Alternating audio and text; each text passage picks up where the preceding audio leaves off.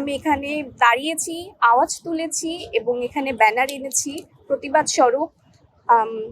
যখন আমি আশা করেছিলাম আমাদের প্রধানমন্ত্রী তারেক জিয়া তিনি নারী দিবস উপলক্ষে অন্তত পক্ষে একটি নারীদের জন্য এবং ধর্ষণ এবং শিশুদের উপর যে নির্যাতন বেড়েছে সে সম্পর্কে কিছু বলবেন, কিন্তু তিনি আসলে বলেননি। আমি চাই আজকের এই সংসদে তিনি যাতে নারীদের পক্ষে কিছু বলেন এবং শিশুদের পক্ষে কিছু বলেন, আইনকে এতটা কঠোর করেন যাতে কেউ ধর্ষণ করার আগে তার বুকটা কাঁপে।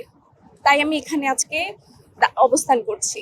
দেখেন, আমাদের দেশের ইনফ্লুয়েন্সাররা তারা বিভিন্ন সময় নারীদের পক্ষে দাঁড়িয়েছে, আমরা দেখেছি, কিন্তু যখন ধর্ষণ হচ্ছে, শিশুদের হত্যা হচ্ছে, তখন তাদেরকে আমরা দাঁড়াতে দেখছি না কিংবা সেভাবে প্রতিবাদ করতে দেখছি না। তো আমি মনে করেছি সব নারীর পক্ষে কেউ না কেউ কখনো দাঁড়িয়েছে, আজকে আমি দাঁড়িয়েছি, কালকে যদি আমি আসতে না পারি অন্য কোনো মেয়ে এসে দাঁড়াবে ইনশাল্লাহ।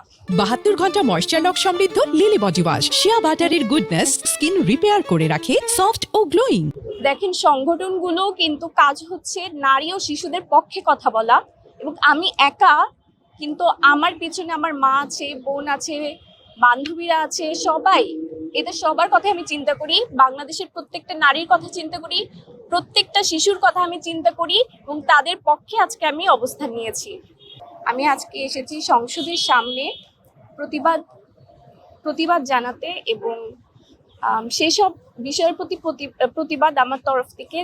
যখন আমাদের দেশে ধর্ষণ হচ্ছে এবং নারী ও শিশুদের উপরে নির্যাতন চলতেছে কিংবা নিপীড়ন হচ্ছে, তার বিরুদ্ধে আমি প্রতিবাদ জানাচ্ছি।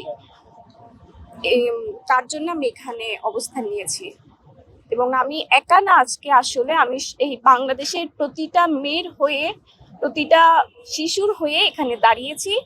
আশা করছি দেশে যে পরিস্থিতি চলছে ধর্ষণের, এবং তারা যে একটি অসহায় অবস্থায় বিচার চাইছে, বিচার হচ্ছে না, তাদের পক্ষ থেকে আমি আজকে আওয়াজ তুলেছি।